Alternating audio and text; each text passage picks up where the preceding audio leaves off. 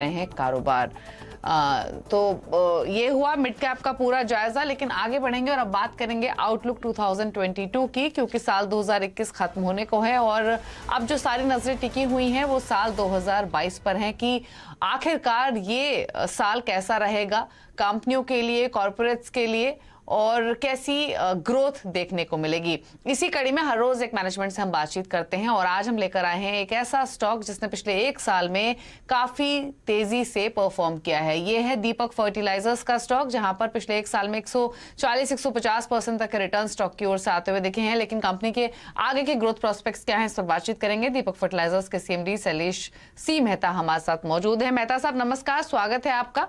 और पिछला एक साल तो निवेशकों ने आपके काफी पैसा बनाया है, लेकिन जिनका भरोसा अभी भी आपकी कंपनी पर है वो ये जरूर जानना चाहते हैं कि अगले एक साल कैसा परफॉर्म करेगी कंपनी और उसमें आप करेंगे मदद। तो सबसे पहले तो इनफैक्ट यही जानना चाहेंगे कि अगर हम दीपक फर्टिलाइजर्स की बात करें तो नाम भले ही फर्टिलाइजर्स है, लेकिन majority of revenue company chemicals से ड्राइव करती है। ऑलमोस्ट 70 से 80%, 20% कॉन्स्टिट्यूशन फर्टिलाइजर्स का है। और केमिकल एक ऐसी पॉकेट रही है जिसने काफी ग्रो किया है पिछले एक साल में। अभी बताइए केमिकल इंडस्ट्री का आउटलुक अगले एक साल के लिए कैसा दिख रहा है? तो आपकी बात सही है, 70% दीपक फर्टिलाइजर का केमिकल बिजनेस ही है। और ये मैं आपको थोड़ा एक्सप्लेन कर दूं कि हमारे तीनों सेक्टर हैं, वो तीनों सेक्टर इंडिया ग्रोथ स्टोरी से बहुत ही अच्छी तरह से अलाइंड है। जैसे कि फर्टिलाइजर इंडिया ग्रोथ के लिए, एग्रीकल्चर के लिए इंपॉर्टेंट है। फार्मा केमिकल्स और फाइन केमिकल्स को हम सप्लाई करते हैं, तो वो दूसरा सेक्टर है which is also very well aligned. और जो तीसरा सेक्टर है, हम माइनिंग केमिकल्स बनाते हैं, तो वो भी इंडिया ग्रोथ स्टोरी के साथ बहुत ही अच्छी तरह से अलाइंड है। तो हम देख रहे हैं कि केमिकल सेक्टर में काफी पॉजिटिव ट्रैक्शन है। रॉ मटेरियल प्राइसेस जरूर बढ़े हैं, मगर डिमांड भी बहुत ही अच्छी है और हमें we are in a position to pass on all the raw material price hikes. तो हम पॉजिटिव ट्रैक्शन देख रहे हैं केमिकल सेक्टर में।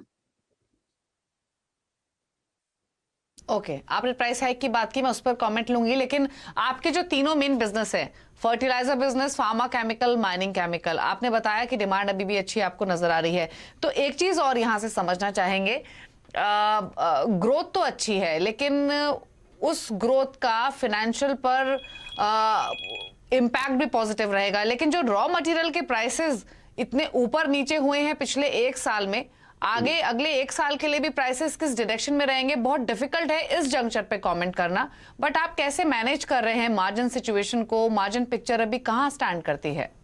जरूर, तो ये हम भी देख रहे हैं कि रॉ मटेरियल प्राइसेस काफी बढ़ गए हैं, मगर हम दो तीन चीज देख रहे हैं। एक तो कि शायद ये थोड़ा टेम्पररी एबरेशन है, हमारे हिसाब से मार्च अप्रैल तक थोड़ा ठंडा पड़ जाएगा, मगर हमारे पास मार्जिन के लिए एडिशनल कैपेसिटी, लास्ट ईयर हमारा हिस्टोरिक बेस्ट रहा, फिर भी हमारे पास एक करीबन 15-20% एडिशनल कैपेसिटी है।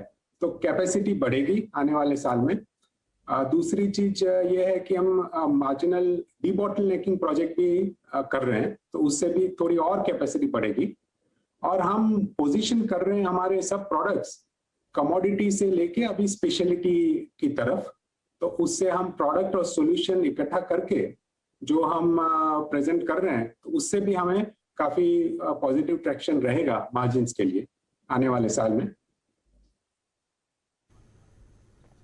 ओके, अच्छा ठीक है, तीन चार चीजें और क्विकली मैं आपसे पूछना चाहती हूँ मिस्टर मेहता। एक चीज तो ये कि आपने अलग अलग प्रोडक्ट्स के लिए के बारे में भी जिक्र किया, कैपेसिटी एक्सपेंशन की भी बात की। तो ओवरऑल जो एक्सपेंशन कंपनी प्लान कर रही है अगले एक साल, नहीं, अगर थोड़ा सा और स्लाइटली हम ब्रॉडर आउटलुक ले लेते हैं, कितना इन्वेस्टमेंट्स आप करेंगे, किस पर्टिकुलर बिजनेस पर करेंगे, और क्या प्लानिंग है एक्सपेंशन को लेकर?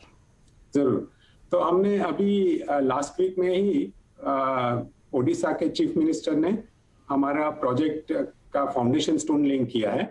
तो हम टेक्निकल अमोनियम नाइट्रेट की एक नई कैपेसिटी लगा रहे हैं गोपालपुर में। तो आज के दिन हम वैसे 5 लाख टन बनाते हैं and we are in the world top 5।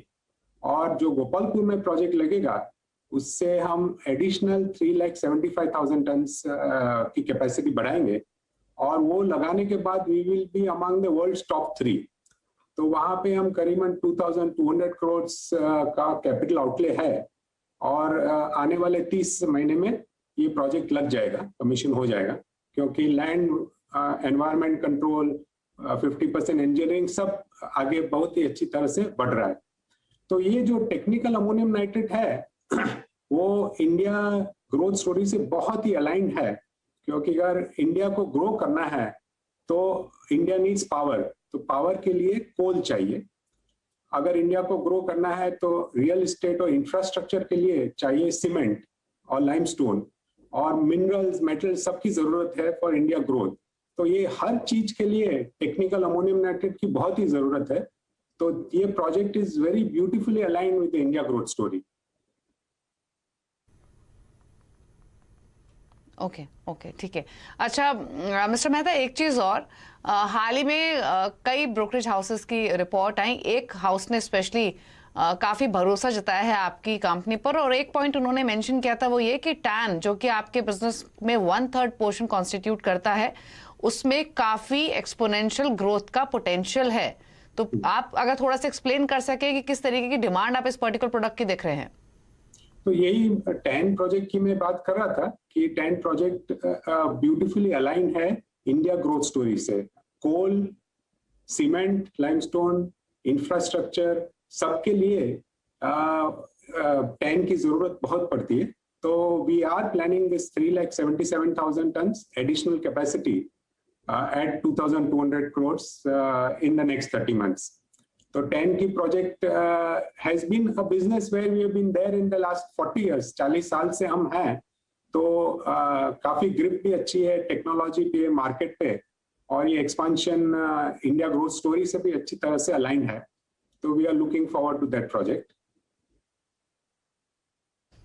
ठीक है, एक छोटा सा सवाल, आपने शो की शुरुआत में ही पहले सवाल में ही प्राइस हाइक का जिक्र किया था कि आप उस पोजीशन में हैं, तो इस पर कुछ प्रिसाइज कमेंट आपका?